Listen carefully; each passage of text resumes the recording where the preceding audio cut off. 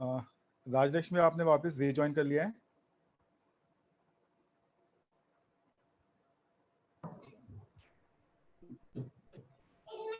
कार्तिक जी ready सब?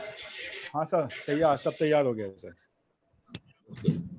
Live भी हो चुका है, फेसबुक पे लाइव भी स्टार्टिंग हो चुकी है स्ट्रीमिंग। और ओके।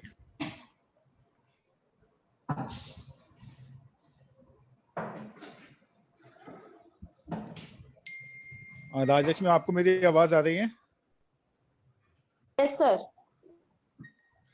जो अभी मैंने आपसे जस्ट थोड़ी देर पहले मेरी फोन पे बात हुई थी, जो 6 लोग हैं उनका आप अनम्यूट करके रखिएगा। जैसे ही ठीक है। सर का सेशन खत्म होता है, उन 6 लोगों को अनम्यूट कर दीजिएगा, ठीक है ना? ठीक है, श्योर सर। ओके।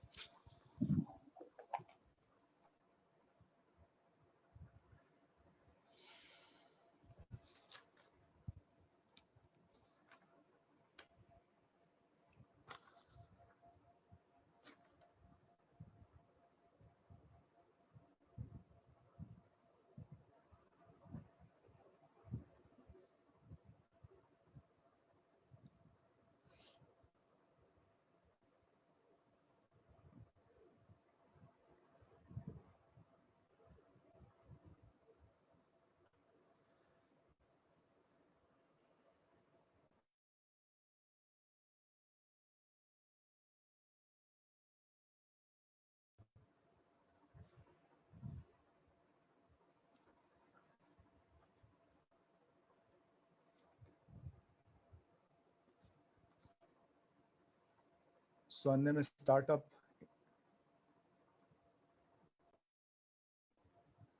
स्वर्णिम स्टार्टअप एंड इनोवेशन यूनिवर्सिटी की तरफ से मैं आप सभी विद्यार्थियों, शिक्षकगण, विद्यार्थियों के परिजनों एवं सारे एलुमनस स्टूडेंट्स का बहुत बहुत स्वागत करता हूं।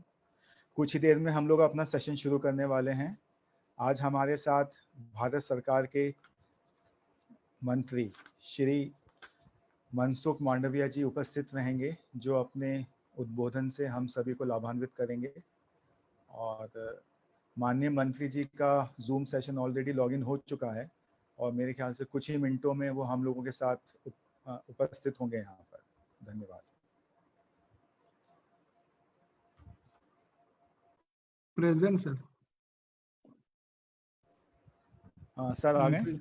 मंत्री जी नमस्ते। नमस्कार सर। हम सभी के लिए बहुत गर्व का विषय है कि आदरणीय मंत्री जी श्री मनसुख मांडविया जी।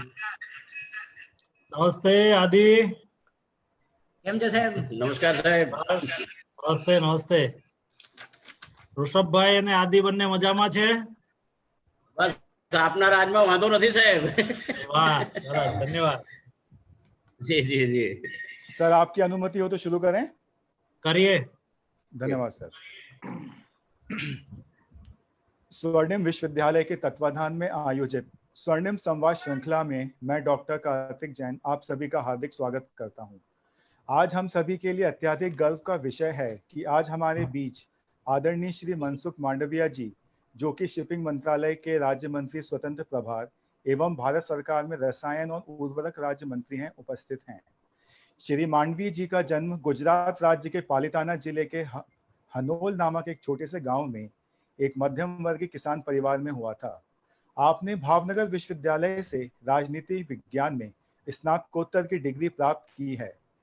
श्री मांडविया जी अपनी युवावस्था से ही राजनीति में सक्रिय थे और आपके पास गुजरात में सबसे कम उम्र में विधायक होने का रिकॉर्ड भी है। लोगों की सेवा करने और उन्हें उत्थान करने के लिए कड़ी मेहनत करना आपका एकमात्र लक्ष्य था। इसी प्रकार आपने गर्ल एजुकेशन, बेटी बचाओ बेटी पढ़ाओ और व्यसन हटाओ आदि अभियानों के लिए 123 किलोमीटर और 127 किलोमीटर की 2 पद यात्राओं का आयोजन किया। 38 साल की छोटी उम्र में आप राज्यसभा के सदस्य के रूप में चुने गए।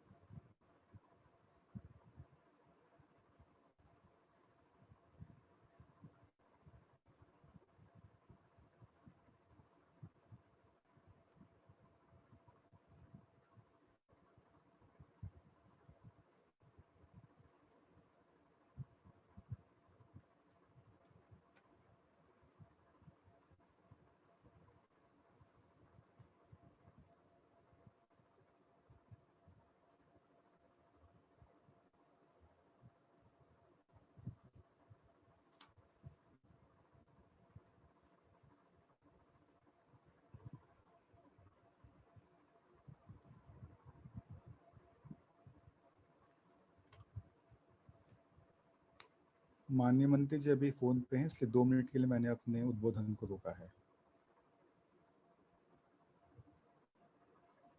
जी, सन 2013 में भाजपा की राज्य इकाई के सचिव और 2014 में महासचिव के रूप में आपको नियुक्त किया गया।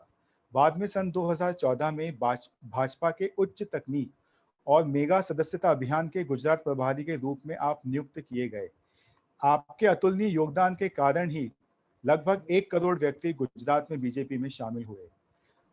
श्री आदरणीय मांडविया जी अपने बौद्धिक विश्लेषण और विचार नेतृत्व के लिए जाने जाते हैं। आपने संयुक्त राष्ट्र में 2030 एजेंडा फॉर सस्टेनेबल डेवलपमेंट पर अपने भाषण में यह प्रदर्शित किया। आपने भारत को सबसे तेज गति से बढ़ने में मदद करने के लिए अपनी नीतियों और प्रबंधन का पता लगाने के लिए कई देशों की यात्रा भी की है। 5 जुलाई 2016 को आपको भारत सरकार में सड़क परिवहन और राजमार्ग, शिपिंग और रासायनिक और उर्वरक राज्य मंत्री के रूप में शपथ दिलाई गई।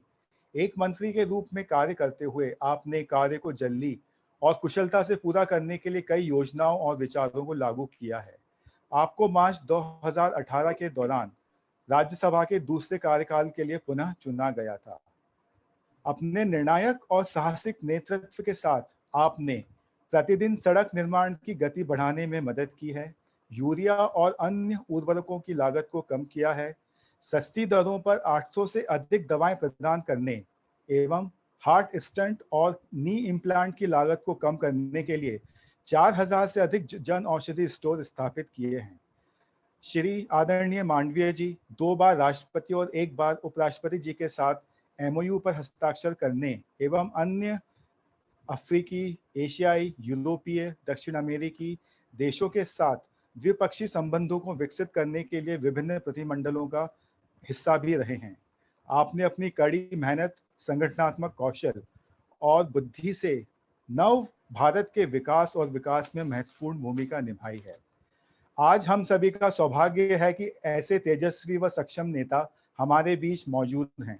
अब मैं स्वर्णिम परिवार के मुखिया आदरणीय श्री ऋषभ जैन जी से अनुरोध करूंगा कि वे श्री आदरणीय मनसुख मांडविया जी के स्वागत हेतु 2 शब्द कहें। आदरणीय श्री ऋषभ जैन जी। साहेब नमस्कार। नमस्ते ऋषभ साहेब, आज खूब खूब आनंदનો વિષય છે કે આજે આ કોરોનાની મહામારીમાં આપનો સાથ અને આપનો માર્ગદર્શન મેળવવા માટેનો અમને તક મળી છે। આપનો આ અમૂલ્ય લાભ લેવા માટે અમારી સાથે 1000 થી વધારે જોડાયા છે, એનાથી વધારે જગ્યા નથી, બાકીના ફેસબુક પર છે। સ્વર્ણિમ સ્ટાર્ટઅપ યુનિવર્સિટી તમામ પરિવાર તરફથી હું આપનો સાહેબ સ્વાગત કરું છું, અભિનંદન કરું છું અને આપનો આભાર પણ વ્યક્ત કરું છું કે આપે આ સમયમાં અમને આ સહયોગ આપ્યો। સૌથી મોટી વાત છે કે સાહેબ આ સ્વર્ણિમ યુનિવર્સિટીમાં આ કોરોનાના મહામારીમાં અમારી ફેકલ્ટી અને અમારા સ્ટુડન્ટે ઘરે બેસીને આ સમયનો સદુપયોગ કરીને, લોકડાઉનના સમયનો સદુપયોગ કરીને ખૂબ સારી મહેનત કરી છે અને જે કંઈ સિલેબસ હતું એ પૂરું કરી નાખ્યું છે। અમારી ફેકલ્ટીએ સાહેબ 4000 થી વધારે લેક્ચર વિડીયો તૈયાર કરી અને યુટ્યુબ પર મૂકવાની તૈયારી કરી રહ્યા છે। એનાથી પણ વધારે કે અમે અમારા સ્ટુડન્ટને એક ટાસ્ક આપ્યું હતું કે કોઈ પણ સ્ટાર્ટઅપ માટે આઈડિયા છે, પ્રોબ્લેમ છે કે સોલ્યુશન આપે। તો આજે મને આપને જણાવતા આનંદ થાય છે કે વર્ષોથી વધારે અમારી પાસે આઈડિયા, પ્રોબ્લેમ ને સોલ્યુશન આવ્યા છે। એ ખૂબ મોટી વાત છે ને સ્ટાર્ટઅપ યુનિવર્સિટીનો જે કન્સેપ્ટ છે એને અમને ખૂબ સહયોગ મળ્યો છે। અમે COVID-19 કઈ રીતે થઈ શકે એના પર 2 સરસ કોમ્પિટિશન અને હોકાથોન પણ કર્યું છે અને એમાં પણ ખૂબ સરસ અમને આઈડિયા ને બધા મળ્યા છે। 3 સ્ટુડન્ટને અમે 1 લાખ, 1.25 લાખ, 1 લાખ ને 75,000નું ઇનામ પણ આપેલું છે। એ અમારી યુનિવર્સિટીએ ખૂબ સરસ કામગીરી કરીને સાહેબ આ પૂરું કર્યું છે। સાથે જ અમારા જે કોરોનામાં અમે અમારી હોસ્ટેલ અને હોસ્પિટલ સરકારને આપી દીધી છે કે જો પેશન્ટ વધે તો અમારી આ ફેસિલિટીનો ઉપયોગ કરો અને એના માટે અમે એની જે પૂરી તૈયારી કરી દીધી છે। સાથે જ અમારી ફેકલ્ટીએ ખૂબ સરસ કામ કર્યું છે સાહેબ અને મેનેજમેન્ટની સાથે રહીને 1 દિવસનો સેલેરી અમારી ફેકલ્ટીએ CM ફંડમાં આપ્યું છે એ પણ ખૂબ સારી વાત છે. અને અત્યારે છેલ્લા 8 દિવસથી અમારા જે આયુર્વેદના ડૉક્ટર છે, જે આપના આશીર્વાદથી આયુર્વેદ કોલેજના ડૉક્ટર, હોમિયોપેથિકના ડૉક્ટર એ કાળા બનાવીને દરેક ગામમાં ને એના વેચવાની અત્યારે પ્રવૃત્તિ કરી રહ્યા છે. જેનાથી શું થશે કે એક પબ્લિકમાં, ગામડામાં આ કાળા પીવાથી જે પેશન્ટ પોઝિટિવ છે એ ના થાય એના માટેનો એક સરસ પ્રયાસ કરી રહ્યા છે. આજે ફરીથી આપ સૌનો આભાર વ્યક્ત કરીશ સૌ તરફથી કે આપ અહીંયા પધારીને આપના માર્ગદર્શનથી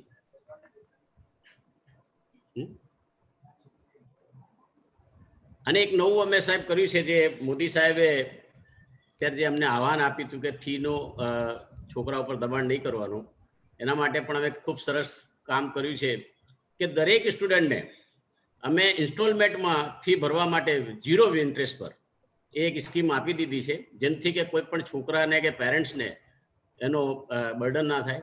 સાથે જ જો કોરોનાથી કોઈ તકલીફ થાય છે તો 1 લાખ સુધીનો વીમો પણ અમે અમારી યુનિવર્સિટી તરફથી અમને સપોર્ટ કરીએ છીએ.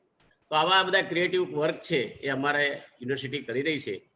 વધુ શું કરી શકાય આવા સમયમાં એ આપના તરફથી અમારે માર્ગદર્શન ને આપનો આશીર્વાદ જોઈએ છે.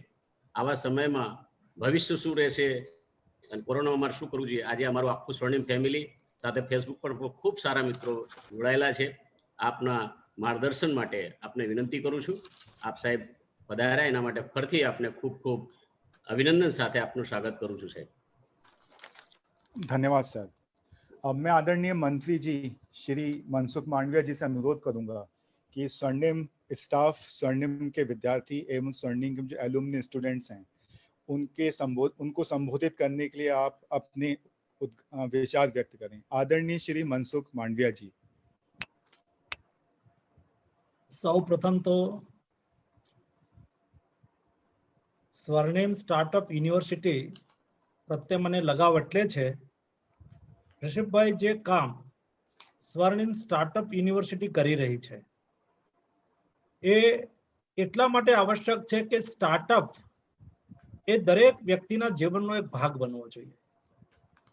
દરેક વ્યક્તિમાં જો સ્ટાર્ટઅપ જીવતું રહે તો સૃષ્ટિ હંમેશા પ્રગતિ કરતી રહે. તમે સૃષ્ટિ અને સંસારનો ક્રમ પણ જોશો તો વૃક્ષનું પડવું, નવું વૃક્ષ ઉગવું, વરસાદનું પડવું, બાષ્પીભવન થવું, વળી પાછું સમુદ્રમાં જવું, સતત સ્ટાર્ટઅપ, માણસનું મરવું, માણસનું જન્મવું, આ બધા કુદરત એ સ્ટાર્ટઅપને ફોલો કરે છે. અને સ્ટાર્ટઅપ એ વ્યક્તિના જીવનમાં નવો પ્રાણ પૂરે છે, નવી રચનાઓને આકાર આપે છે, નવું જીવન આપે છે.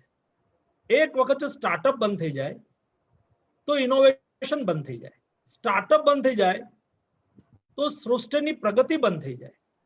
અને એટલા માટે સ્ટાર્ટઅપ યુનિવર્સિટીના માધ્યમથી તમે જે ઇન્સ્ટિટ્યૂટ ચલાવી રહ્યા છો એ ઇન્સ્ટિટ્યૂટના નામમાં જ આ પ્રેરણા રહેલી છે.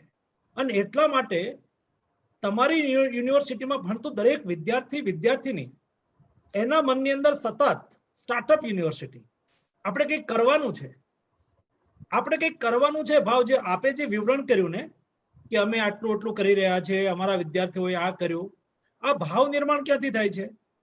આ ભાવ નિર્માણ અજય યુનિવર્સિટીના નામથી થાય છે, સ્વર્ણિમ સ્ટાર્ટઅપ યુનિવર્સિટી. સ્વર્ણિમ સ્ટાર્ટઅપ યુનિવર્સિટી સ્ટાર્ટઅપ વ્યક્તિ, વિદ્યાર્થી એ નામથી શરૂઆત કરે છે ત્યારે પોતાના જીવનમાં પણ સતત આ ભાવ નિર્માણ થતો હોય છે. અને એટલા માટે આજે તમને આટલા મોટી સંખ્યાની અંદર સ્ટાર્ટઅપ યુનિવર્સિટી સાથે જોડાયેલા વિદ્યાર્થીઓને મને મળવાનો અવસર આપ્યો છે ત્યારે મને એવું લાગે છે કે મારે વિદ્યાર્થી સાથે ડાયલોગ કરવો છે. મારા સ્ટાર્ટઅપ યુનિવર્સિટી આજનો વિદ્યાર્થી આવતીકાલનું હિન્દુસ્તાનનું ભવિષ્ય છે. એના મનમાં કેવા પ્રશ્નો છે, એ પ્રશ્નોનું સમાધાન કયું હોઈ શકે, એના સંદર્ભમાં દેશ શું વિચારે છે. આજનો વિદ્યાર્થી એટલે કે સ્ટાર્ટઅપ યુનિવર્સિટીના વિદ્યાર્થીના મન મસ્તિષ્કમાં ચાલતા વિચારો, એનું ઇમ્પ્લિમેન્ટેશન નવું ભારત કઈ રીતે કરે એ વિષયને આપણે ક્લબ કરવા છે. એટલા માટે મારે શરૂઆતમાં લાંબુ ભાષણ નથી કરવું, મારે વિદ્યાર્થી મિત્રોને કહેવું છે, એમની સાથે વાત કરવી છે. એટલા માટે કાર્તિકભાઈને હું આગ્રહ કરીશ કે કાર્તિકભાઈ તમે વન ટુ વન વિદ્યાર્થીને મારી સાથે જોડો. એના મનમાં જે પ્રશ્નો છે ને એ સ્ટાર્ટઅપની જનની છે. એના મનમાં ઉગતા પ્રશ્નો એ નવા ભારતના નિર્માણમાં પોતાની ભૂમિકા અદા કરશે. એના મનમાં આજે ઉદ્ભવેલા પ્રશ્નો એ એનામાં ક્રિએશન પેદા કરશે અને એ ક્રિએશન એ દેશને કંઈક આપશે. આ ભાવ એ સ્ટાર્ટઅપની અંદર રહેલો છે. એટલા માટે સ્ટાર્ટઅપના વિદ્યાર્થીઓને જ હું કહીશ, તેઓ પોતાના મનમાં જેવા પ્રશ્નો આવે, જરૂર નથી કે મંત્રીજી આપણી સાથે અત્યારે લાઈવ છે એટલે મંત્રીજીને આપણે ગમે એવા જ પ્રશ્ન પૂછીએ, નહીતર પછી ઋષભભાઈ ખીજાશે અથવા તો અભી ખીજાશે, એવું નહીં થાય. એ તમારે તમને મનમાં જે આવતા હોય એ બધા જ પ્રશ્નો મને પૂછવાના છે. હું જે રીતે સરકારની સાથે જોડાયેલો છું, અથવા તો એક ભારત સરકાર, મોદીજી શું ઈચ્છે છે, મોદીજીનું વિઝન કયું છે, સરકાર કઈ દિશામાં જવા માંગે છે, એના માટે આપણે ચોક્કસ રીતે ચર્ચા કરી શકીએ, એ મારી આપ સૌ પાસે અપેક્ષા છે. बहुत बहुत धन्यवाद सर, आपने जो हमें दिशा निर्देश दिए हैं उनका पालन करते हुए अब हम क्वेश्चन आंसर सेशन शुरू करने की आपसे अनुमति चाहते हैं. और मैं सबसे पहले अनुरोध करूंगा स्वर्णिम इंस्टीट्यूट ऑफ टेक्नोलॉजी से श्री आलोक पटेल. श्री आलोक पटेल, आप अपना सवाल पूछिए माननीय मंत्री जी से. श्री आलोक पटेल. નમસ્કાર sir, and thank you very much for આ ઇન્ફોર્મેશન આપવા માટે અમને, કે ડાયરેક્ટલી સ્ટાર્ટઅપ રિલેટેડ જ ડાયરેક્ટલી ક્વેશ્ચન પૂછવા માટે. आलोक थोड़ा तेज बोलिए प्लीज. Yes sir, okay. અને thank you very much sir કે યુનાઇટેડ નેશનની અંદર સર તમે આમ આપણા ભારત દેશનું ગૌરવ વધારવા માટે. હવે સર ડાયરેક્ટ ક્વેશ્ચન મારો સર એ હતો કે આ કોરોના જેવી મહામારીની અંદર સમગ્ર વિશ્વના દેશોનું અર્થતંત્ર જે છે એ પણ પડી ભાગ્યું છે, જ્યારે ભારત પણ આ વિશે સર ચિંતાજનક બન્યું છે. તો એમાં સર આપનું શું મંતવ્ય છે સર? બહુ સારો પ્રશ્ન છે. સમગ્ર વિશ્વ અત્યારે કોરોના મહામારીનો ભોગ બન્યું છે, કોરોના ક્રાઇસિસનો સામનો કરી રહ્યું છે.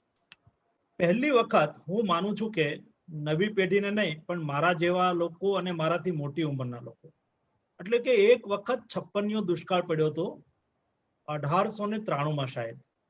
ત્યાર પછી આ પ્રકારની ક્રાઇસિસ લગભગ 125 વર્ષના પીરિયડ દરમિયાન કોઈએ કદી જોઈ નથી. આ એક એ પ્રકારની ક્રાઇસિસ ઊભી થઈ છે, એ પ્રકારની સ્થિતિ નિર્માણ થઈ છે કે જેમાં સારી દુનિયા થંભી ગઈ છે. ભારત નહીં પણ સારી દુનિયા થંભી ગઈ છે. અને જ્યારે સારી દુનિયા થંભી ગઈ હોય ત્યારે સ્વાભાવિક છે બધાની ગતિવિધિ બંધ થઈ ગઈ, ઉદ્યોગ ધંધા બંધ થઈ ગયા, આર્થિક ગતિવિધિ બ્રેક થઈ ગઈ. આવી સ્થિતિની અંદર હું એવું નહીં કહું કે આપણું અર્થતંત્ર ધગધગતું છે કે આપણું અર્થતંત્ર સારું છે. હું રિયલ વાત એ તરફ જઈશ કે જ્યારે લોકોની ખરીદ શક્તિ બંધ થઈ જશે. દાખલા તરીકે હું 35 દિવસથી દિલ્હી છું, તો મેં એક પણ વખત ગુજરાત નથી આવ્યો. પેલા મહિનામાં 4 વખત આવતો હતો, તો 4 વખત હું નથી આવ્યો એટલે મેં ટ્રાવેલિંગ નથી કર્યું. એટલે અહીંથી હું એરપોર્ટ નથી ગયો, એરપોર્ટથી હું ગુજરાત નથી ગયો. હું અહીંથી એરપોર્ટ જતો હતો તો એમાં ફ્યુઅલ બળતું હતું, ફ્યુઅલ ગાડી જતી હતી, ફ્યુઅલ બળતું હોય તો ફ્યુઅલ ખરીદાતું હતું, એમાં ઇકોનોમી રોટેટ થતી હતી. પ્લેનમાં હું જતો હતો, હું ટિકિટ લેતો હતો, એનાથી ઇકોનોમી જનરેટ થતી હતી.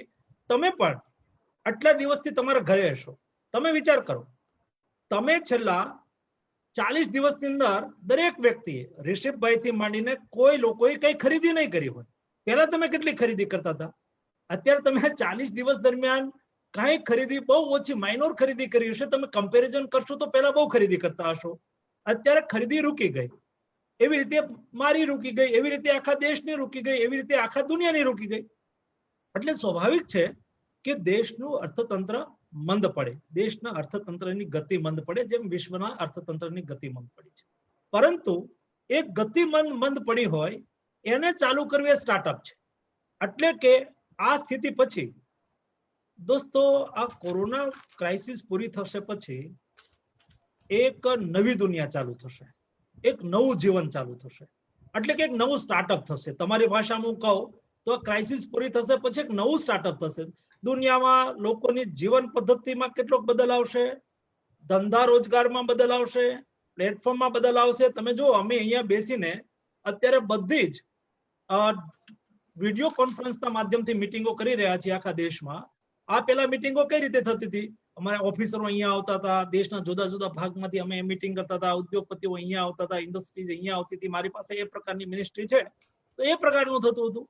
પરંતુ આ રૂકી ગયેલા અર્થતંત્રને આપણે પાછું ગતિમાન બનાવવાનું છે, એટલે કે પાછું એને રોટેશનમાં લાવવાનું છે. રોટેશનમાં લાવવા માટે દરેક આપત્તિ એક અવસર લઈને આવતી હોય છે. મોદીજીએ કાયમ કહ્યું છે કે દરેક આપત્તિ છે એને તમે અવસરમાં બદલી શકો. તમે જ્યારે કોઈ વાદળાને જોતા હશો તો વાદળું કાળું હોય, પરંતુ ક્લાઉડ્સ કોર્નર ઇઝ ગોલ્ડન. ક્લાઉડની કોર્નર છે ગોલ્ડન હોય છે. એ અપેક્ષા ઊભી કરતી હોય છે કે આ સોનેરી ગોલ્ડન એની જે કોર્નર છે એ વરસાદની જનની બની જતી હોય છે. એટલે કે ક્રાઇસિસ એ નવા ઓપોર્ચ્યુનિટીને લઈને આવતી હોય છે. અમે સરકાર તરીકે બેસીને માઇન્યુટલી એનો અભ્યાસ કરી રહ્યા છીએ. અમે અહીંયા બેઠા બેઠા સરકારમાં કદાચ 41 દિવસથી લોકડાઉન છે, પરંતુ સરકારની મશીનરી, સરકારના મંત્રીમંડળના સભ્યો એ સતત એક્ટિવ છે. એ સતત આના ઉપર મંથન કરી રહ્યા છે, આના ઉપર ચિંતન કરી રહ્યા છે કે કાલે લોકડાઉન ચાલુ થાય પછી અર્થતંત્રને ગતિશીલ કઈ રીતે કરવું, મેન્યુફેક્ચરિંગને કઈ રીતે પાટા ઉપર લાવવું, લોકોની ખરીદ શક્તિ વધે એના માટે શું કરવું, નવી વ્યવસ્થા. દાખલા તરીકે અત્યારે બધા જ લેબર માઇગ્રેશન કરીને જઈ રહ્યા છે. વિદેશમાં ભારતીયો છે એ ભારતની અંદર આવી રહ્યા છે. તો ભારતની અંદર જે વિદેશમાં ગયેલા લોકો આવી રહ્યા છે, કેટલાક એન્જિનિયરો હશે, કેટલાક ટેકનિશિયનો હશે, કેટલાક સ્કિલ મેન પાવર હશે, જેના જ્ઞાનનો ઉપયોગ હિન્દુસ્તાનની અંદર થઈ શકે, એનો ઉપયોગ આપણે ભારતની અંદર કઈ રીતે કરીએ, આ બધા જ વિચારો સાથે અમે લોકો અત્યારે પ્લાનિંગ કરી રહ્યા છીએ. અને એટલા માટે યુવાનો, હું તમને એશ્યોર કરું છું કે તમે આવતા દિવસોની અંદર નવા બદલાતા ભારતની અંદર કોરોના વાયરસ પછીની સ્થિતિની અંદર દેશમાં એટલી ઓપોર્ચ્યુનિટી ઊભી કરીશું જેના આધારે ફરીને અત્યારે મંદ પડેલું અર્થતંત્ર એને દુનિયાના સાપેક્ષમાં આપણે એને તરત જ ગતિમાં લાવી દેશું અને દેશના અર્થતંત્રને ધબકતું કરીશું. એ દિશાની અંદર અમે અત્યારે બહુ પ્લાનિંગ સાથે એની કાર્યયોजना બનાવી રહ્યા છીએ. बहुत बहुत धन्यवाद सर, और आलोक आपका भी सवाल पूछने के लिए बहुत बहुत धन्यवाद. अब मैं कुमारी रिद्धि अंबावाले से रिक्वेस्ट करूंगा कि वे अपना सवाल पूछें. कुमारी रिद्धि अंबावाले, स्वर्णिम बिजनेस स्कूल से. रिद्धि, आप अपना सवाल पूछिए. Yes, sir. Good evening, sir. My name is Riddhi Ambawale and I am from Swarnim School of Business. First of all, thank you for giving us opportunity to interact with you. Sir, my question to you is, what are the steps taken by Indian government to increase the export and production? धन्यवाद. After corona crisis हम लोग सोच रहे हैं कि देश में export, Exim trade, ये कोई भी देश के लिए बहुत महत्वपूर्ण होता है. और हिंदुस्तान में आज 800 बिलियन का एक्जिम ट्रेड है. उसमें $500 बिलियन एक्सपोर्ट है, $300 बिलियन इंपोर्ट है. तो एक्जिम और इंपोर्ट के बीच में $200 बिलियन हमारी डिफिसिट है. ये डिफिसिट को फिलफुल करने के लिए क्या करना चाहिए? आफ्टर कोरोना क्राइसिस के बाद कौन सी अपॉर्चुनिटी क्रिएट करनी चाहिए?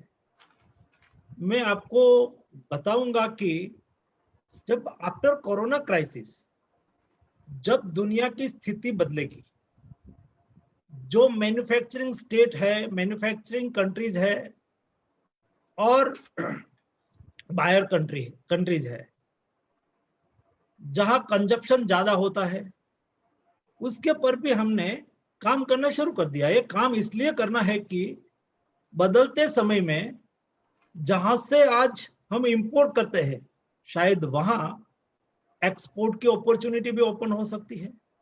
जहां से कोई चीज हम इंपोर्ट करते हैं तो वहां एक्सपोर्ट की अपॉर्चुनिटी भी बन सकती है, और एक्सपोर्ट करते हैं वहां इंपोर्ट की भी अपॉर्चुनिटी ओपन हो सकती है. और इसलिए देश में बेसिक बदलाव करना होगा. फॉर एग्जांपल, आज आपने देखा होगा कि कई कंपनीज है, ऑटोमोबाइल्स कंपनीज है, तो आज उसके पास कार का ऑर्डर नहीं है. आज के दिन में लोग कार नहीं खरीद रहे हैं, लेकिन वेंटिलेटर खरीद रहे हैं। तो दुनिया को वेंटिलेटर की आज के दिन में रिक्वायरमेंट है, तो वो अपनी इंडस्ट्रीज में कैसा रिफॉर्म करे, दुनिया में क्या क्या बदल आएगा, उसको देखते हुए हमने आज से ही उसके पर थॉट प्रोसेस करना शुरू कर दिया है। उस पर बिजनेस और इंडस्ट्रीज ग्रुप से कंसल्टेशन करना शुरू कर दिया है। जो इकोनॉमी को अच्छी तरह से समझते हैं उसको ये पता लगेगा कि ये जब हम पहले क्या होता था, मोदी जी और प्रीवियस गवर्नमेंट में, अदर गवर्नमेंट में जो डिफरेंट है वो यही है कि मोदी जी प्रोएक्टिव थॉट, मोदी जी की जो सोच है वो प्रोएक्टिव है, वो एडवांस सोचते हैं। और एडवांस सोचते हैं इसलिए ये बाद में क्राइसिस खत्म होने के बाद इनिशिएटिव लेना शुरू करे, वो मोदी गवर्नमेंट नहीं है। कौन सी अपॉर्चुनिटी ओपन होनी है जिसका हम अच्छी तरह से लाभ ले। कई कंट्री से हम मेक इन इंडिया को कैसे बढ़ाए, मेक इन इंडिया बढ़ेगा तो ऑटोमेटिक एक्सपोर्ट बढ़ेगा। तो मेक इन इंडिया बढ़ाने के लिए एफडीआई को हम कैसे इनवाइट करें, तो एफडीआई कहां से आएगी, वो पॉलिटिकल डिप्लोमेसी से आएगी। तो पॉलिटिकल डिप्लोमेसी कौन सी कंट्री से करनी है, कौन सा विषय पे करनी है, तो ये विषय पॉलिटिकल डिप्लोमेसी के आधार पर तय होगा। और ये पॉलिटिकल डिप्लोमेसी के आधार पर ये विषय को अच्छी तरह से कैसे पुटअप करना चाहिए, इस दृष्टि से करना शुरू कर दिया है। इसलिए हमारा तो लक्ष्य है कि जो आज एक्सपोर्ट, हाँ ये हो सकता है कि आज हम एक चीज को ज्यादा एक्सपोर्ट करते हैं तो कल हम दूसरी चीज को ज्यादा एक्सपोर्ट करें, लेकिन एक्सपोर्ट इंपोर्ट की $200 बिलियन की डिफिसिट है, उसको हमें सस्टेन करना है। इस दिशा में एक कोरोना क्राइसिस के बाद हमने जो अपॉर्चुनिटी आइडेंटिफाई की है उसके पर हम आगे बढ़ के करेंगे। जैसे कि आप लोग युवा लोग जब बिजनेस में आएंगे या तो भविष्य में कोई कारोबार से जुड़ेंगे, तब आपको ये जो नया भारत में ये सब देखने मिलेगा। धन्यवाद रिद्धि आपके प्रश्न के लिए। सर आपने बिल्कुल सही कहा और हम सभी को ये पूर्ण विश्वास है कि आपके और आदरणीय मोदी जी के नेतृत्व में भारत जो देश है आने वाले कुछ ही समय में पूरी दुनिया का एक मैन्युफैक्चरिंग हब बनेगा। अब मैं स्वर्णिम इंस्टीट्यूट ऑफ डिजाइन से कुमारी अमी देसाई से प्रार्थना करूंगा कि वे अपना सवाल पूछें। कुमारी Ami Desai, Swarnim institute of design. Yes sir. जी યસ સર પૂછે please. સર મારું નામ અમી દેસાઈ છે અને હું સ્કૂલ ઓફ ડિઝાઇન થી વાત કરી રહી છું. સર મારો પ્રશ્ન થોડો બીજા બધા કરતા અલગ છે. સો અત્યારની પરિસ્થિતિને મુજબ સોશિયલ ડિસ્ટન્સિંગ જાળવી રાખવું એ ખૂબ જ જરૂરી છે, પણ સાથે સાથે લોકોને ઘરમાં રહેવું પણ એટલું પસંદ નથી. તો ઘરે રહીને એ લોકોનો સમય કેવી રીતે પ્રોડક્ટિવલી યુઝ કરી શકે એના માટે તમે શું કહેશો? બેન સાચો આપનો પ્રશ્ન છે, એ થોડો અલગ પણ છે અને મહત્વનો પણ છે. કારણ કે અત્યારે દરેક લોકો ઘરેથી કંટાળ્યા છે, બહાર નીકળી રહ્યા છે, એને લઈને કેટલાય પ્રશ્નો ઊભા થઈ રહ્યા છે. પરંતુ એ પ્રશ્નો ઊભો થવાનું કારણ સાયકોલોજીકલ છે. શું કામ? સરકારે ઘરે રહેવાનું કહ્યું છે. સરકારે કહ્યું છે ને એટલે આપણને ભારે લાગે છે. જો આપણે સ્વયં આપણા માટે કરતા હોઈએ એવું જો ફિલિંગ જે દિવસે આપણને આવશે એ દિવસથી આપણને ઘરે રહેવું એ મુશ્કેલ નહીં લાગે. ફોર એક્ઝામ્પલ, હું જ્યારે 10મું અને 12મું ભણતો હતો અને 12 સાયન્સની મારી પરીક્ષા હતી તો મને પાક્કી ખ્યાલ છે કે હું 2 મહિના બહાર નહોતો નીકળ્યો. તો મને લોકડાઉન નહોતું લાગતું, પણ હું મારા માટે કામે લાગેલો હતો, મારી પઢાઈમાં પડેલો હતો, ભણવામાં પડ્યો હતો, એટલે બહાર જ નહોતો નીકળ્યો. હું એક પણ વાર ઘરથી શેરીથી બહાર નહોતો ગયો, મારા મોરલાથી બહાર નહોતો ગયો. તો મને એ ભારે નહોતું લાગતું, મને લોકડાઉન જેવું નહોતું લાગતું, મને બંધન જેવું નહોતું લાગતું. એટલા માટે નહોતું લાગતું કે એ હું મારા માટે કરતો હતો. પરંતુ અત્યારે શું થયું છે, આપણને ભારે એટલા માટે લાગે છે કે સરકાર આપણી પાસે કરાવી રહી છે. પરંતુ જે દિવસે આપણા મનમાં આ ભાવ આવી જશે કે હું મારા માટે કરું છું, એ દિવસે આપણને આનો ભાર નહીં લાગે. તમે વિચાર કરો, દેશના આ મારા પ્રત્યેનો ભાવ છે ને, મારા પણનો ભાવ. લાલ બહાદુર શાસ્ત્રીજી એક વખત જેલમાં હતા, આઝાદીની લડતમાં જોડાયા હતા અને એને લઈને લાલ બહાદુર શાસ્ત્રીજીને જેલ પડી હતી. એમની દીકરીનું અવસાન થયું એટલે એમણે જેલરને કીધું કે મારી દીકરીનું અવસાન થયું છે, મને મારા ઘરે જવું છે, મને એમની વિધિમાં ઘરે જવા દો. જેલરે અને પ્રશાસને એને જવાબ આપ્યો કે તમારે જવું હોય તો અમે તમને 1 સપ્તાહની રજા આપીએ, પરંતુ શરત એ છે કે તમારે લખીને આપવું પડશે કે હું હવે પછી આઝાદીની લડત સાથે નહીં જોડાઉં. એ વખતે લાલ બહાદુર શાસ્ત્રીજીએ કહ્યું હતું કે આ મારા દેશને આઝાદ કરવાની લડત છે. મારામાંથી પ્રેરણા લઈને હજારો આઝાદીના લડવૈયાઓ એ આ લડત સાથે જોડાયા છે. હું મારા નિજી હકને યા તો મારા નિજી હિતોને ધ્યાનમાં રાખીને જો હું આવું કમિટમેન્ટ આપું તો આઝાદીની લડતને ઠેસ પહોંચશે. લાલ બહાદુર શાસ્ત્રીજીએ પ્રશાસનની વાતને ઠુકરાવી દીધી અને પોતે જેલમાં જ રહ્યા. દીકરીની અંતિમ વિધિમાં ન ગયા. એને પોતે સ્વીકાર્યું, મારે નથી જવું. તમે સફળ મહાપુરુષોના જીવન ચરિત્ર વાંચવાની આદત હશે તો વિદ્યાર્થીઓને કેટલાકને ધ્યાનમાં હશે. વીર સાવરકર કેટલા વર્ષ સુધી જેલમાં રહ્યા હતા.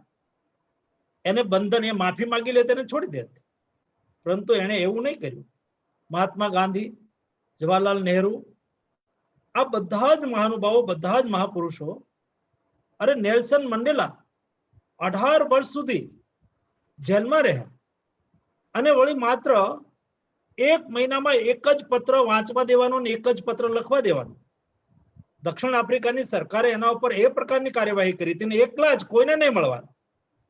છતાં પણ એને સ્વીકાર્યું હતું કે નહીં, હું મારી વાતમાં સાચો છું, મારે મારી વાત સાથે બાંધછોડ નથી કરવી. એને નહીં કરી. અંતે આ બધા જ મહાપુરુષો બન્યા. દોસ્તો, આ બંધનને થોડુંક હું ફિલોસોફિકલ વાત ઉપર એટલા માટે લઈ જાઉં છું કે આ બંધનને આપણે સ્વીકારવું જ રહ્યું, કારણ કે આ ક્રાઇસિસની સામે, દરેક ક્રાઇસિસની સામે લડવા માટે અનેક અલગ અલગ હથિયારો હોય છે. દાખલા તરીકે બોર્ડર ઉપર યુદ્ધ થયું હોય તો યુદ્ધમાં એક દેશના સૈનિકો બીજા દેશના સૈનિકો પર વાર કરે ત્યારે આયુધોનો ઉપયોગ કરે, હથિયારોનો ઉપયોગ કરે, કારણ કે ત્યાં એ રીતે જ લડાય, એ લડવાની ત્યાં એ પદ્ધતિ હોય. પરંતુ હું સૌરાષ્ટ્રમાંથી આવું છું, ગુજરાતમાં. સૌરાષ્ટ્રની અંદર પાણીની ક્રાઇસિસ કાયમ માટે હોય, કચ્છની અંદર પાણીની ક્રાઇસિસ કાયમ માટે હોય. તો પાણીની ક્રાઇસિસની સામે લડવા માટે શું કરવું પડે? તો કે પાણી બચાવવાનું અભિયાન ચલાવવા પડે. આપણે પાણીને વેળકતું અટકાવવું જોઈએ. આ પ્રકારના કામો એ આપણે એ વખતે કરવાના હોય તો આપણે પાણીનો વિવેકપૂર્ણ ઉપયોગ કરીને આ ક્રાઇસિસનો સામનો કરી શકીએ. તો કોરોના વાયરસનો સામનો કઈ રીતે કરી શકીએ? કોરોના વાયરસનો સામનો કરવા માટે થઈને આપણે ઘરે રહેવાનું, સોશિયલ ડિસ્ટન્સિસ જાળવી રાખવાનું. આ જ એની સામે લડતનું ઉત્તમ હથિયાર છે. અને એટલા માટે મારી તો અપેક્ષા છે કે તમે બહાર નીકળો લોકડાઉન છોડીને, એટલે તમે તમારી સામે તો સમસ્યા ઊભી કરો, પરંતુ તમે સામેના માણસને પણ નુકસાન કરો. કુલ મળીને દેશ જે દિશાની અંદર વિચારી રહ્યો છે કોરોના વાયરસની મહામારીની સામે રક્ષણ માટે, એમાં આપણે પાછા પડીએ. પરંતુ આપણે એવું ન કરી શકીએ. આ કોરોના વાયરસની મહામારીને લઈને જ્યારે લોકડાઉનમાં હોય ત્યારે આપણે કંઈક નવું જ્ઞાન લેવાનું વિચારીએ, નવી સ્કિલ ડેવલપ કરીએ, સારી હેલ્થ બનાવીએ. આ બધા જની પાછળ આપણે જો તો કંઈક કરવાનું ચાલુ કરીશું ને દોસ્તો, તો મને એવું લાગશે, હું તો એમ કહું છું કે આ લોકો કેટલાક આમાં યુવાનો હશે, વિદ્યાર્થી મિત્રો હશે, ભાઈઓ હશે, આ લોકડાઉનને તમારે ભારેખમ ન લગાડવું હોય ને તો માત્ર એટલું કરો, એક દિવસ તમે ઘરની રસોઈ બનાવવાનું નક્કી કરો. ચાલો, આપણી માં રોજ રસોઈ બનાવે છે ને, આપણને ખવડાવે છે, સવારથી સાંજ સુધી જે આપણી માં દિનચર્યા કરે છે એ દિનચર્યા આપણે કરવાનું નક્કી કરો. તમે જોશો ત્યારે તમને ખબર પડશે કે માં આપણા પાછળ કેટલી હાર્ડશીપ લે છે. અનુભવ તો કરો, એ કેટલી હાર્ડશીપ સાથે આપણને મદદરૂપ થાય છે. તમે તો ક્યારેક માથી વધારે નમક પડી ગયું છે ને રસોઈમાં તો પણ આપણે ચિલ્લાશું કે વધારે નમક પડી ગયું છે, મમ્મી તો કઈ ધ્યાન નથી આપતી. તમે નમક વધારે પાડી દેજો. ચાલો ઋષિ તું કર, આદિ તું કર, તું પ્રયોગ કર. એક દિવસ રસોઈમાં તું વધારે નમક પાડી દેજે આદિ, તો મમ્મી તને કઈ નહીં કે, એ હસતા હસતા કહેશે ભાઈએ પ્રયોગ પહેલી વખત કર્યું છે ને. આવા બધા કામની અંદર દૂધ લેવાથી લઈને સાંજે દૂધ મેળવવા સુધી, અમારે ત્યાં ગામડામાં હું નાનો હતો ને એટલે સૌથી ગાયું દોવાનું કામ સૌથી વહેલા 5 વાગ્યામાં થાય, એટલે દૂધ લેવા જનારને 5 વાગે જવું પડે. અને રાત્રે અમારી મમ્મી છેલ્લું કામ એ કરે કે દૂધની અંદર થોડી છાશ નાખે 2 ટીપા, એટલે દહીં થઈ જાય. દૂધ મેળવવાથી દહીં મેળવવા સુધીનું બધું જ કામ એક વખત આપણે કરવાની કોશિશ કરો ને તો આપણને આની મજા આવશે. એટલે હું માનું છું કે આપણે આ લોકડાઉનને ભારરૂપ લેવાના બદલે આપણે ક્રિએટિવ આપણામાં નિર્માણ કરી એના માટે ઉપયોગ ના કરી શકીએ? આપણે કંઈક નવું ના શીખીએ? નવું શીખીએ, નવું જાણીએ, નવું સમજીએ અને ક્રાઇસિસના અંતે એક સ્ટાર્ટઅપ માટે તૈયાર થઈ જાય. આ પ્રકારની જો ભૂમિકા આપણે તૈયાર કરીએ તો મને એવું લાગે છે કે અમીબેનને આ જે અલગ પ્રકારનો પ્રશ્ન છે એનું સમાધાન ચોક્કસ રીતે મળી જશે. बहुत सही कहा सर आपने. ये सभी हम लोगों को ऐसे ही पालन करना चाहिए जैसा आपने बताया है. धन्यवाद अमी. अब मैं अरिहंत स्कूल ऑफ फार्मेसी से कुमारी कश्मीरा दुधात्रा से प्रार्थना करूंगा कि वे अपना सवाल पूछें. Kumari Kashmira Dudhatra. Okay sir. Sir મારું નામ કાશ્મીરા દુધાત્રા છે. હું અરિહંત સ્કૂલ ઓફ ફાર્મસી માંથી આવું છું. સર તમે આયુષ સાથે મળીને જે જનધન કેન્દ્ર ઓપન કરેલા છે દેશભરમાં એ ખૂબ સરાહનીય છે. સર હવે અત્યારે હાઇડ્રોક્સી ક્લોરોક્વિન નામની ડ્રગ એક એવી છે કે જે કોરોના ઉપર થોડા ઘણા અંશે ઉપયોગી છે અને India is the major exporter of this drug. તો હવે આપણા દેશમાં એની અછત નહીં વર્તાય સર? એમાં એવું છે કશ્મીરાબેન, આ એક આપણા માટે ઓપોર્ચ્યુનિટી છે. ફાર્મા સેક્ટરને ડેવલપ કરવા માટેની ઓપોર્ચ્યુનિટી છે. એક વિદેશની સાથે એક મેડિસિન ડિપ્લોમસી કરવા માટેની ઓપોર્ચ્યુનિટી છે અને આ ઓપોર્ચ્યુનિટીને આપણે સારી રીતે એન્કેજ કરી રહ્યા છીએ. કઈ રીતે? દાખલા તરીકે અત્યારે દુનિયામાં હાઇડ્રોક્સી ક્લોરોક્વિનની ડિમાન્ડ ઊભી થઈ. હાઇડ્રોક્સી ક્લોરોક્વિનનું સૌથી વધારે ઉત્પાદન ભારતમાં થતું હતું. પ્રધાનમંત્રીજીએ અમને નિર્દેશ આપ્યો કે ભારત આર્થિક મહાસત્તા તો જ્યારે બનશે ત્યારે બનશે. $5 ટ્રિલિયન ઇકોનોમી બનાવવા તરફ આગળ વધી રહ્યા છે અને આપણે એ કરીશું. પરંતુ ભારત એ પોતાના માનવીય અભિગમ માટે વિશ્વની અંદર કાયમ માટે રાજ કર્યું છે. આપણે ભારત વસુદૈવ કુટુંબકમની અવધારણા સાથે જીવનારો દેશ છે. એટલે કે આપણે દુનિયાને કાયમ માટે આપ્યું છે. એ આપણા સંસ્કાર છે. આવી સ્થિતિની અંદર મોદીજી અમને નિર્દેશ કર્યો, કારણ કે હું પોતે ફાર્મા મિનિસ્ટ્રી જોઈ રહ્યો છું, કે ભાઈ દેશની અંદર મેડિસિનની કમી નહીં રહેવી જોઈએ અને દુનિયામાં આપણે મેડિસિન પહોંચાડવી જોઈએ. આના માટે તમે પ્લાનિંગ કરો. અમે દેશની અંદર હાઇડ્રોક્સી ક્લોરોક્વિનનું દર મહિને ઉત્પાદન કેટલું છે એનું એસેસમેન્ટ કર્યું.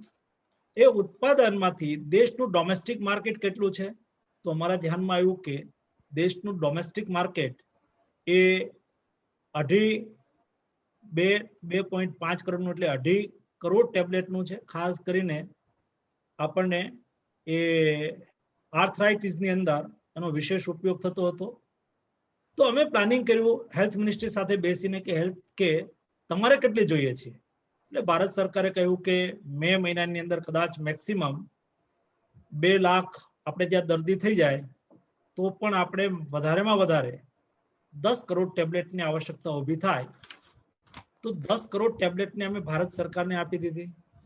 દર મહિને 2.5 કરોડનું ડોમેસ્ટિક કન્ઝપ્શન હતું, એને અમે વધારીને 5 કરોડનું ડોમેસ્ટિક કન્ઝપ્શન માટે આપવાની નક્કી કર્યું. પછી મેડિસિન કેટલી એક્સેસ થાય છે તો એ મેડિસિનને આપણે એક્સપોર્ટ કરવાનું ચાલુ કર્યું. મને આપ સૌને બતાવતા ખુશી થાય છે કે દુનિયાના 97 દેશોમાં આપણે મેડિસિન મોકલી, દવા મોકલી. 38 દેશોએ પ્રધાનમંત્રીજીને ફોન કરીને થેન્ક યુ કહ્યું કે વિપરીત પરિસ્થિતિની અંદર તમે અમને મેડિસિન ઉપલબ્ધ કરાવીને અમને મદદ કરી છે. એટલું જ નહીં, સ્વિટ્ઝરલેન્ડની અંદર આલ્પ્સ પર્વત પર ત્રિરંગો ફરકાવીને ત્રિરંગાને પેલું કરીને પ્રોજેક્ટ કરીને એમણે ભારતનું અભિવાદન કર્યું કે ભારતે માનવીય દ્રષ્ટિકોણથી દુનિયાને મેડિસિન આપી છે. આ કામથી આજે તમે ભવિષ્યની અંદર વિશ્વના કોઈ દેશોમાં જશો ને, આ કોરોના ક્રાઇસિસ પછી મેં કહ્યું છે ને કે કેટલાક નવા સ્ટાર્ટઅપ આપણે કરવાના છે, નવી દુનિયા બનવાની છે.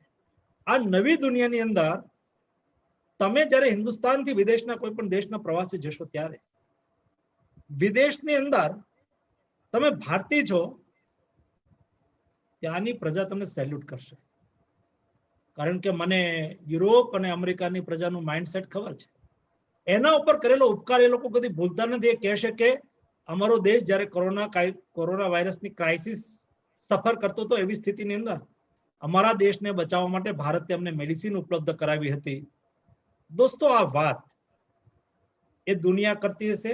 આવા સુવર્ણ દિવસો હું ભારત માટે જોઈ રહ્યો છું, અને એટલા માટે આ સ્થિતિ એ દુનિયા સાથે એક મેડિસિન ડિપ્લોમસી ક્રિએટ કરવામાં પણ ઉપયોગી થઈ. એનાથી બે દેશોનું બાયલેટરલ કોઓપરેશન વધતું હોય છે, દેશ વચ્ચેના સંબંધો બનતા હોય છે, અને એના આધારે બીજા ટ્રેડ, બીજા બિઝનેસની ઓપોર્ચ્યુનિટી ઓપન થતી હોય છે કે ભાઈ સારું, ચાલો ભારતે આ સ્થિતિની અંદર આપણને મદદ કરી હતી, તો આપણે તો આટલી વસ્તુ દુનિયાના આ દેશ પાસેથી ખરીદીએ છીએ, તો ચાલો ભારત પાસેથી ખરીદીશું.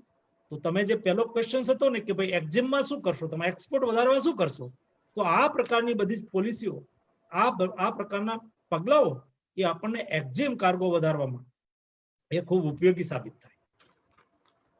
बहुत बहुत धन्यवाद सर.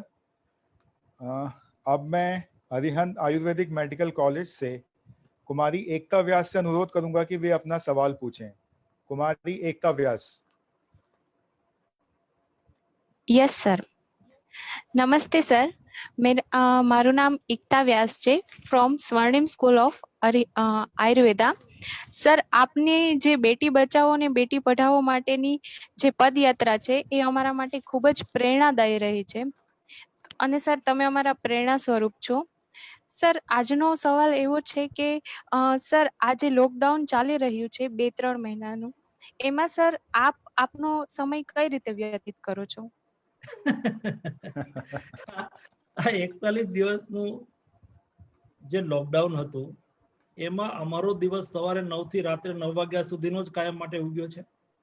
મારો મત છે કે મેં તમને જે અગાઉ સુઝાવ આપ્યા એ સુઝાવથી જો તમે જીવનને તમારી લાઈફસ્ટાઈલમાં ક્રિએશન લાવવાની કોશિશ કરો તો આપણને બોજો ન લાગે. તમે કંઈક નવું કરો, પણ એવું કરો જે હકારાત્મક હોય. દાખલા તરીકે એક એગ્સ ઈંડું, તો હકારાત્મકતા એ છે કે તમે તોડી નાખો તો એક ઈંડું હોય કોઈ પક્ષીનું, એને તમે તોડી નાખ્યું તો અંદરનો જીવ મરી જાય કે ન મરી જાય?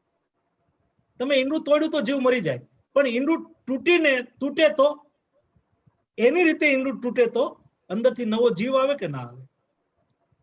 એની રીતે ઈંડું તૂટે તો નવો જીવ આવે, અને તમે તોડી નાખો તો એમાંથી જીવ મરી જાય.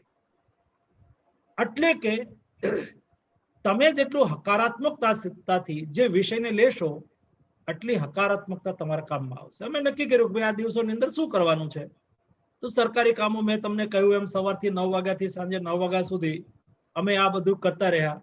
ક્યાંક અમને સમય મળી ગયો, એમાંથી મારી એક આદત હતી કે ભાઈ પહેલા હું પ્લેનમાં બેઠો મને મોકો મળે તો ટ્રાવેલિંગ કરતા હોય તો પ્લેનમાં બેઠો વાંચવાની મારી આદત હતી, તો કઈ નવું વાંચતો, તો એ મારી વાંચવાની આદત એ જીવતી રહી. બીજું દોસ્તો, આપણે ગુજરાતના લોકો છીએ. ગુજરાતને 1600 કિલોમીટર દરિયા કિનારો છે. આ 1600 કિલોમીટરના દરિયા કિનારામાં વસતા મછવારા છે ને, એમાંથી આપણે પ્રેરણા લેવા જેવું છે. એ મછવારા શું કરે, એ ચોમાસા દરમિયાન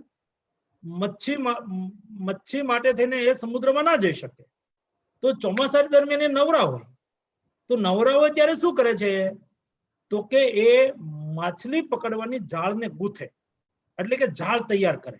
એ જાળ એટલી સરસ આખું ચોમાસા દરમિયાન તૈયાર કરે, પછી જ્યારે સિઝન ચાલુ થાય ત્યારે નવી જાળ લઈને સમુદ્રમાં જાય, એટલે એની મચ્છીમારીનો વ્યવસાય સારી રીતે ચાલે. અમે લોકોએ આ લોકડાઉન દરમિયાન આવું જ કંઈક કર્યું કે અમે આ ક્રાઇસિસમાં, એટલે કે આ ચોમાસું પૂરું થાય, એટલે કે આ કોરોના વાયરસની ક્રાઇસિસ પૂરી થાય પછી શું કરવું છે એના પ્લાનિંગ ની અંદર લાગી ગયા. એનું પ્લાનિંગ માટે થઈને આખી મિનિસ્ટ્રી કોઈને કોઈ ટાસ્ક લઈને કામે લાગી ગયા, અલગ અલગ અલગ અલગ અલગ વિભાગમાં. એક અમારો એમાં સમય જતો હતો. બીજો મારો વ્યક્તિગત સમય જતો હતો. મેં ક્યારેક મને અનુકૂળતા પ્રતિકૂળતા થતી હતી. કોઈ સારા પિક્ચર, મને કોઈ હિસ્ટ્રી સાથે જોડાયેલા, આપણે ટ્રેડિશન સાથે જોડાયેલા એવા કેટલાક ગુજરાતી પિક્ચર હોય, એ આજે નથી પણ વર્ષો પહેલા હતા. દાખલા તરીકે જોગીદાસ ખુમાણ એક પિક્ચર હતું. તો જોગીદાસ ખુમાણની વાર્તા એવી હતી કે એક બારવટીયો, પણ એમાં કેટલી નિષ્ઠા હોય. તો ભાવનગરના રાજા સામે એમને બારવટું ચાલુ કર્યું હતું, એટલે ઝઘડો ચાલુ કર્યો હતો વ્યક્તિએ. પણ ઝઘડો નિષ્ઠાથી કેવો હોય, એના ઉત્તમ ઉદાહરણ કેવા હોય, એ મેં એમાં જોયા. તો મેં એમાં આવા કેટલાક પિક્ચર મેં આઈડેન્ટિફાઈ કર્યા. એવા 4-5 પિક્ચર પણ મેં જોઈ નાખ્યા. આમ સામાન્ય રીતે હું ઓછું જોતો, મને અવસર ના મળતો હોય. કેટલીક બુક, દાખલા તરીકે મહાભારતને આપણે સહી ભાષામાં, આ તો આખી મહાભારત સિરિયલ છે, એ કમા મુનશીએ કૃષ્ણ દર્શન એક બુક લખી છે. આપણે ઓલું કૃષ્ણ દર્શન એટલે ધાર્મિકતા, એટલે ધાર્મિકતા અને આધુનિકતા નહીં, આધુનિકતા એ ધાર્મિકતામાં છે, ધાર્મિકતા એ આધુનિકતામાં છે. આને આપણે એ દ્રષ્ટિએ જોવું પડશે. મેં કૃષ્ણ દર્શન ભાગ 1, 2, 3 છે એ હું વાંચતો હતો, તો મારો એક ભાગ વંચાયેલો હતો, તો બીજો ભાગ વંચાઈ ગયો, ત્રીજો ભાગ હવે ભવિષ્યમાં વંચાશે. આપણે વ્યક્તિગત જીવનની અંદર મૂળ ભારતને સમજવામાં આ બધું બહુ ઉપયોગી થતું હોય છે. અને જે લોકો નીતિ નિર્ધારક હોય, અમે અત્યારે નીતિ નિર્ધારણની વ્યવસ્થામાં છીએ, તો અમારામાં ક્લેરિટી હોવી એ ખૂબ આવશ્યક છે. અમારામાં કોઈ નિર્ણય એ મેચ્યોર નિર્ણય આવે જે દેશને લોંગ ટાઈમ માટે સર્વાઈવ કરે, એ ખૂબ આવશ્યક હોય છે. અને એટલા માટે આ સમય દરમિયાન મને એક બીજો મોકો મળ્યો. આમ સંગીતમાં મને રુચિ ખરી, પણ સંગીત મને આવડે ઓછું.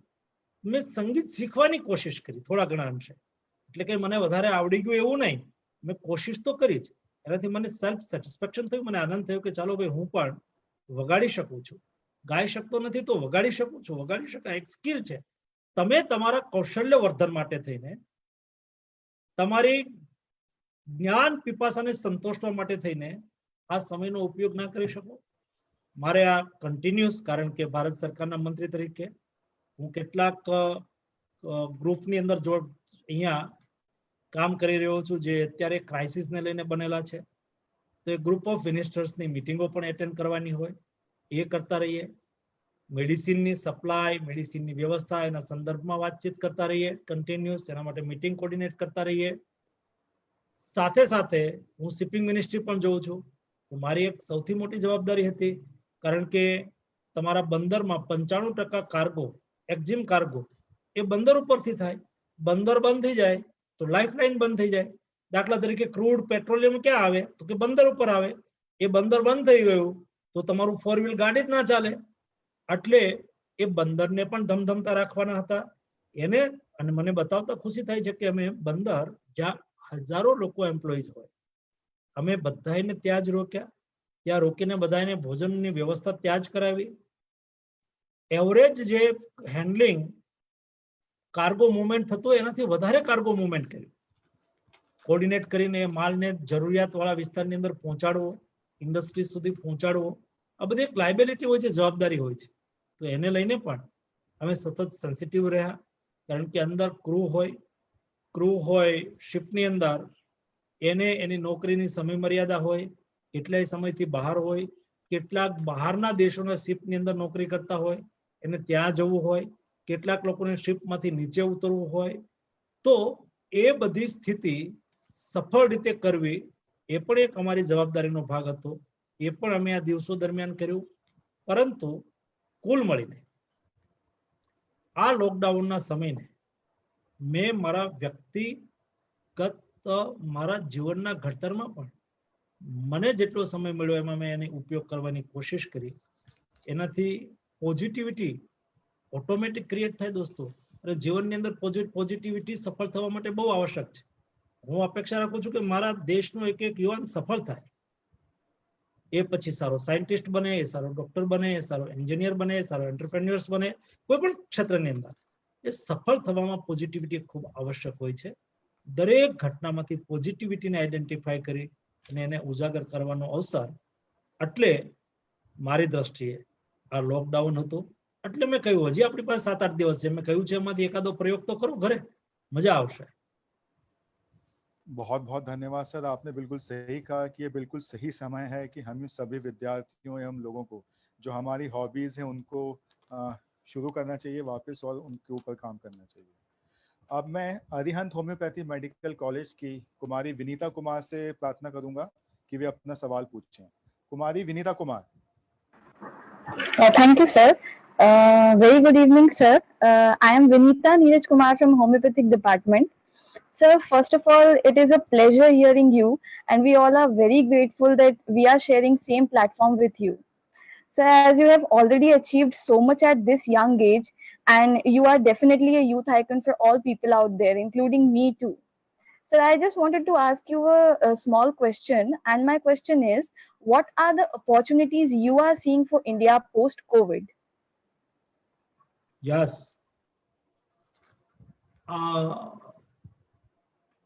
पोस्ट कोविड इंडिया के लिए बहुत अपॉर्चुनिटी ओपन होनी है. जैसा मैंने बताया कि आज के दिन में हमने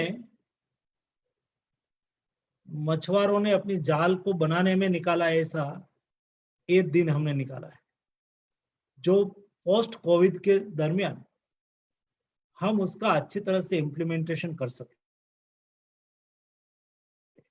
सारी दुनिया में, वर्ल्ड में क्या क्या बदल हो रहा है उसको देखना, उसको समझना ये बहुत बहुत आवश्यक होता है.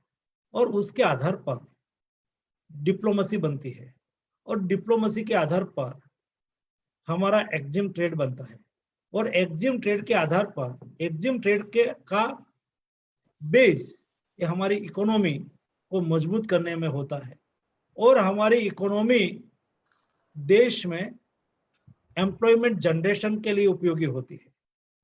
एम्प्लॉयमेंट जनरेशन तब होगा जब देश में एमएसएमई डेवलप हो, देश में रूरल इंडस्ट्रीज डेवलप हो, देश में एग्रोबेज इंडस्ट्रीज डेवलप हो और जो इंडस्ट्रीज है ये इंडस्ट्रीज इंटरनेशनल मार्केट में कॉम्पिटिटिव कैसे बने, ये आज सबसे महत्वपूर्ण विषय बन गया. मैं यहाँ से कितना भी भाषण करूं लेकिन कंपटीशन में हमारे से नियरेस्ट या तो कोई कंट्री कम रेट में अपना माल को बेचेंगे तो लोग जहां से कम रेट में मिलता है वहां से ही लेंगे. मैं कितनी भी बात करूं यहाँ से नहीं लेंगे. तो कॉम्पिटिटिव बनाने की आवश्यकता होती है. तो एक कॉम्पिटिटिव प्रोडक्शन हम कैसे करें ये हमारे लिए एक चैलेंज है. ये दिनों में हमने उस पर विस्तार से मंथन किया है, चिंतन किया है और कॉम्पिटिटिव प्रोडक्शन के लिए हमने आगे बढ़ने के लिए, काम करने के लिए एक दिशा तय की है. अगले दिनों में देश में कॉम्पिटिटिव प्रोडक्शन के साथ मेक इन इंडिया का ज्यादा से ज्यादा इम्प्लीमेंटेशन कैसे करें और एफडीआई इंडिया में कैसे आए. जब एफडीआई इंडिया में आएगी तो हमारे युवाओं के लिए अपॉर्चुनिटी लेके आएगी. आज देश में फार्मा इंडस्ट्रीज हो, शिप बिल्डिंग इंडस्ट्रीज हो, ऑल टाइप ऑफ एमएसएमई हो, ऑटोमोबाइल्स इंडस्ट्रीज हो, पावर इंडस्ट्रीज हो, ये सब इंडस्ट्रीज में हम कैसा बदलाव करें जिस बदलाव के आधार पर हम सस्टेनेबल हो सके या तो हम कॉम्पिटिटिव हो सके. ये कॉम्पिटिटिवनेस ये आज के लिए बहुत बड़ी हमारे लिए चैलेंज थी. उसके ऊपर हमने बहुत स्टडी किया है और उसके आधार पर कई पॉलिसी में भी हम रिफॉर्म करने के लिए आगे बढ़ेंगे और ये रिफॉर्म के आधार पर हम आफ्टर कोविड के बाद दुनिया में अपना कारोबार करेंगे.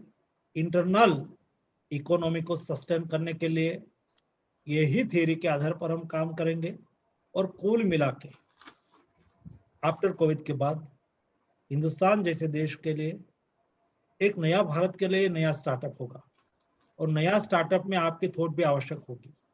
ये थॉट के आधार पर एक नया भारत ऐसा निर्माण करेंगे जो भारत अपनी आवश्यकता, अपनी जरूरियात सेल्फ सस्टेन हो, किसी के पर उसको डिपेंड करना ना पड़ता हो। हम दुनिया में एक्जिम ट्रेड के क्षेत्र में हमारी जो डिफिसिट है $200 बिलियन की, उसको बैलेंस करेंगे।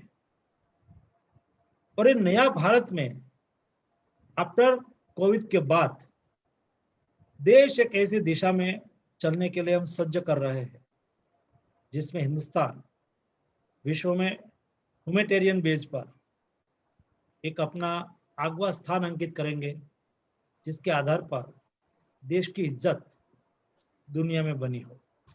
मैं आज देख रहा हूं यही दिशा हमारे देश के लिए हो सकती है।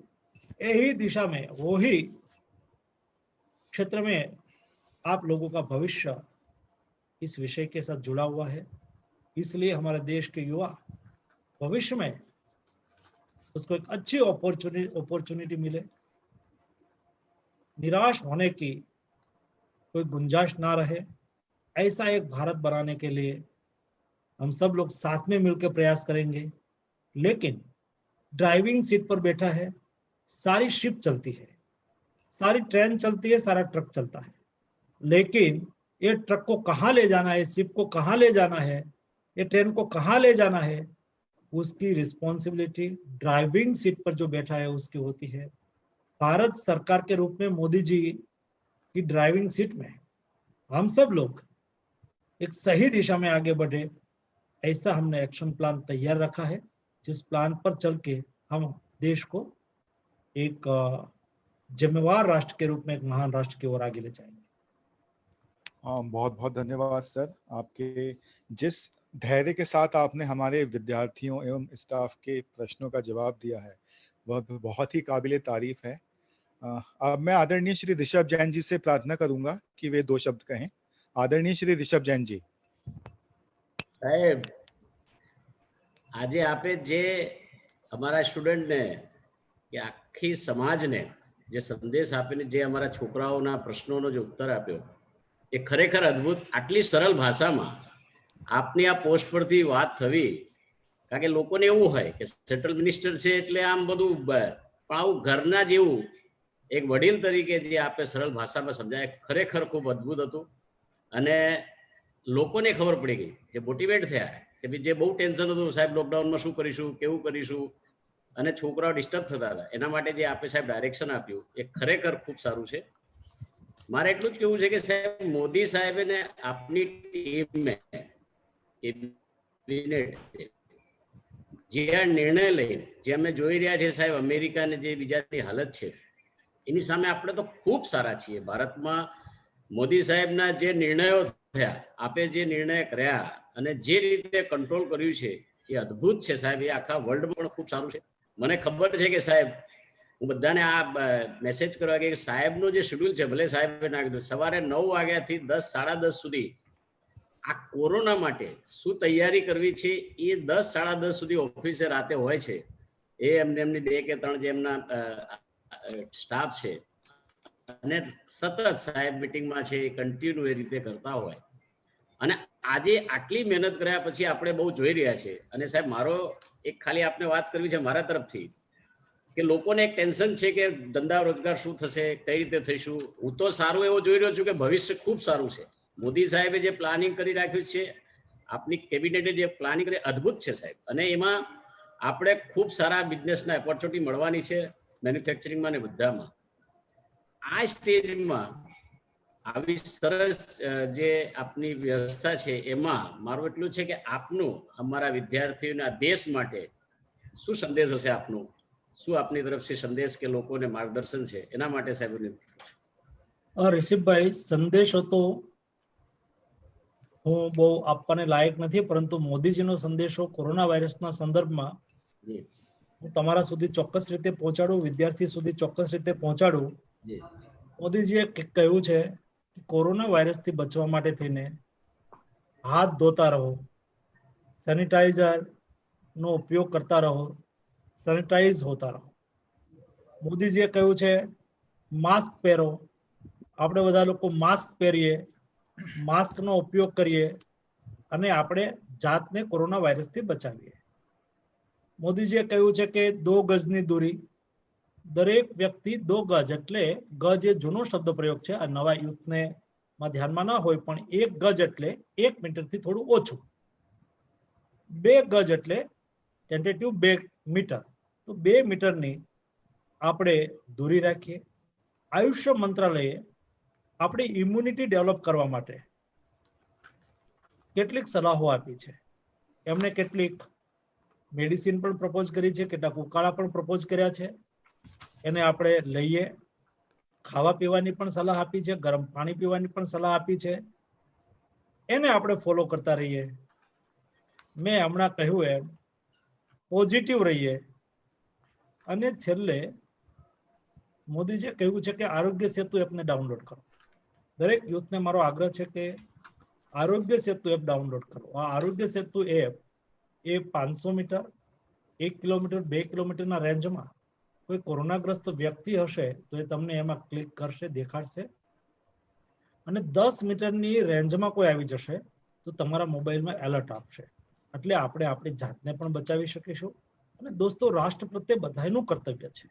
જેમ મોદીજીનું કર્તવ્ય છે, જેમ અમારું કર્તવ્ય છે, એમ દરેક દેશના નાગરિકનું રાષ્ટ્ર પ્રત્યે કર્તવ્ય છે. એ કર્તવ્ય આપણે કઈ રીતે અદા કરીશું? તો તમે યુવાનો છો, સોશિયલ મીડિયાનો ઉપયોગ સારી રીતે જાણો છો, તમે પણ આરોગ્ય સેતુ એપને ડાઉનલોડ કરો, બીજા પાસે પણ કરાવડાવો. એ પણ એક કર્તવ્ય છે, એ પણ એક ફરજ જ છે, એ પણ એક રાષ્ટ્રનું કામ જ છે. તો ચાલો આપણે સૌ ભેગા મળીને કોરોના વાયરસની મહામારી સામે સફળ થવા માટે આપણે આટલી બાબતોનું ધ્યાન રાખીશું તો ચોક્કસ રીતે આપણે સફળ થઈશું. સ્વર્ણિમ સ્ટાર્ટઅપ યુનિવર્સિટીના બધા જ વિદ્યાર્થીઓને મારા તરફથી ખૂબ ખૂબ શુભકામનાઓ, ખૂબ ખૂબ શુભેચ્છાઓ. આપના વ્યક્તિગત જીવન માટે પણ, આપના ઇનોવેશન માટે પણ. આપ ભવિષ્યની અંદર દેશને કંઈક એવું આપો, અથવા તો એવી તમન્ના સાથે કામ કરો કે મારે દેશને કંઈક એવું આપવું છે જેના આધાર ઉપર મારો દેશ આગળ વધી શકે, મારો દેશ મહાન બની શકે, મારો દેશ પ્રગતિ કરી શકે. એમાં મારું શું કોન્ટ્રીબ્યુશન એક સ્ટાર્ટઅપ યુનિવર્સિટીના વિદ્યાર્થી તરીકે આ ભાવ સાથે તમે થિંક કરવાનું વિચારશો તો ચોક્કસ રીતે તમે કંઈક રાષ્ટ્રને આપી શકશો. ધન્યવાદ. बहुत बहुत धन्यवाद सर. जैसा आपने कहा, हम अहमदाबाद में और अपनी यूनिवर्सिटी में अभियान चलाएंगे ताकि हमारे सभी विद्यार्थी और शिक्षकगण, स्टाफगण आरोग्य सेतु ऐप को अपने अपने मोबाइल पे डाउनलोड करें. अब मैं आदरणीय श्री आदि ऋषभ जैन जी से प्रार्थना करूंगा कि वो कंक्लूडिंग रिमार्क्स दें. आदरणीय श्री आदि ऋषभ जैन जी. નમસ્કાર સાહેબ. સાહેબ ખૂબ ખૂબ આભાર. આપે જે આટલા આપણા બીજી શેડ્યુલમાં અને આટલી બધી જે આપણા વિભાગોને આપણે સંભાળી રહ્યા છે એમાં આપે આટલો સમય આપ્યો ને જે આપે અમારા જે વિદ્યાર્થીઓને સ્ટાર્ટઅપ યુનિવર્સિટીના બધા વિદ્યાર્થીઓને જે સરળતાથી અને બહુ ઇઝી વેમાં, ઇઝી અન્ડરસ્ટેન્ડિંગથી સ્ટાર્ટઅપ ઇનોવેશન અને એન્ટરપ્રેન્યોર માઇન્ડસેટનું જે આપે આપ્યું છે, સમજાયું છે, એ બહુ જ ઇઝી વેમાં અમને ખ્યાલ આવ્યો છે. આપે જેમ કીધું સાહેબ કે દુનિયા અને ઇન્ડિયા થમી છે, પણ અહીંયા ઓપોર્ચ્યુનિટી બહુ બધી છે ને ગ્રોથ ઘણું બધું છે. એના માટે આપણે બધાને સ્ટાર્ટઅપ અને ઇનોવેશનની જરૂરી છે. આપણે બધા સાહેબે આપણને એક વસ્તુ બહુ મેં સરળથી શીખી છે કે પોઝિટિવિટીથી જ સક્સેસ મળી શકે છે. અને જેમ આપ સાહેબ જેટલા બીજી શેડ્યુલમાં આટલા બધા વિભાગોમાં જે રીતે આપણે સમજાવ્યું કે આવા લોકડાઉનમાં બી પોઝિટિવિટીથી જ આપણે કામ કરવું છે અને એનાથી જ આપણે સક્સેસ મળી શકશે. અને એ જ આપણે કર્યું છે. આપણે સાહેબ જે સંદેશ અને જે આપે અમને કીધું છે કે આ લોકડાઉનમાં ઇન્ડિયા બિઝનેસ ઓપોર્ચ્યુનિટી બની રહી છે આગળના ભવિષ્યમાં, પોસ્ટ કોવિડમાં. તો આપણે બધા છોકરાઓ અને આપણે બધા ભવિષ્યમાં સ્ટાર્ટઅપ ઇનોવેશન કરવી જરૂરી છે. અને જે રીતે આપણે થિંકિંગ કરી રહ્યા છીએ એ થિંકિંગને અમે લઈને આગળ આપણા માર્ગદર્શનથી આગળ વધીશું સાહેબ. ખૂબ ખૂબ આભાર સાહેબ. Thank you so much. આપે જે સમય અને જે આપે આપ્યું છે એના માટે બહુ સાહેબ આભાર. Thank you. अब मैं आपका सर 1 मिनट और लूंगा. सर मैं आपका 1 मिनट और लूंगा. अब मैं श्रीमती विंजल जैन जी से प्रार्थना करूंगा, जो कि मेंबर बोर्ड ऑफ गवर्नर्स हैं स्वर्णिम यूनिवर्सिटी की. उनसे मैं प्रार्थना करूंगा कि आदरणीय माननीय श्री मनसुख मांडविया जी को धन्यवाद ज्ञापन प्रस्तुत करें। Shrimati विंजल Jain ji.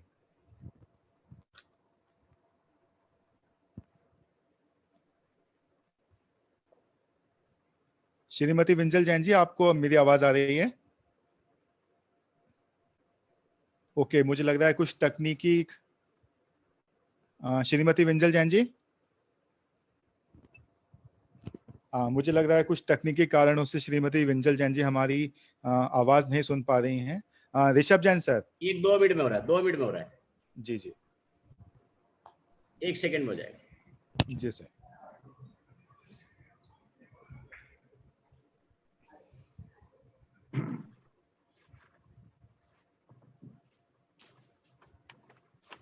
Honorable Mansukh Mandavia sir, respected Rishabh Jain sir, it is my privilege to deliver the vote of thanks at this session organized by Swarnim Startup and Innovation University. I wish to express our appreciation to our Honorable Union Minister Shri Mansukh Mandavia sir for a truly inspiring, informative and a memorable address. It has been our fortune to have a dynamic leader like you for our nation, who always endeavors to improve state of affairs in India's governance. Sir, through your words and guidance today, our students will definitely get new ways of thinking during this lockdown and will surely be a part in development of nations post-COVID-19 through their innovative and entrepreneurial mind, as it is true that India is the next epicenter for global economic and growth. We all present here should take note of the vision expressed by the Honorable Sir. I once again thank you, Honorable Minister Sir, for guiding, motivating, and being amidst us at this very crucial juncture in our nation. Last but not the least, I would like to thank our President, Mr. Rishabh Jain Sir, Vice President, Mr. Adi Jain, MD, Mr. Rishi Jain, Provost, Dr. Karthik Jain, Registrar, Dr. Upendra Patel, academic directors, deans, principals, all faculties and staff, and dear students and their parents for being the part of this session. Thank you once again. Thank you, madam, for your vote of thanks. We are really thankful to you. इसी के साथ अब मैं इस स्वर्णिम संवाद को समाप्त करने की आज्ञा चाहूंगा आदरणीय श्री ऋषभ जैन जी से और आदरणीय श्री मांडविया जी से। सर, ये आप बहुत बहुत धन्यवाद सर। स्वर्णिम परिवार आदरणीय श्री मांडविया जी का बहुत बहुत धन्यवाद प्रेषित करता है, धन्यवाद ज्ञापित करता है कि अपने इस व्यस्त शेड्यूल में से उन्होंने समय निकाल के हमारे सभी विद्यार्थीगणों, उनके परिजनों को आज संबोधित किया। हम सर आपके बहुत बहुत आभारी हैं। धन्यवाद सर। साहब खूब खूब धन्यवाद, खूब खूब आभार साहब।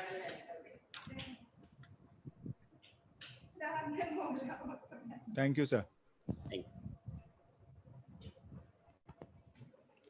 मैं राजलक्ष्मी जी से अनुरोध करूंगा कि वो सेशन को समाप्त करें। Kindly close the session please.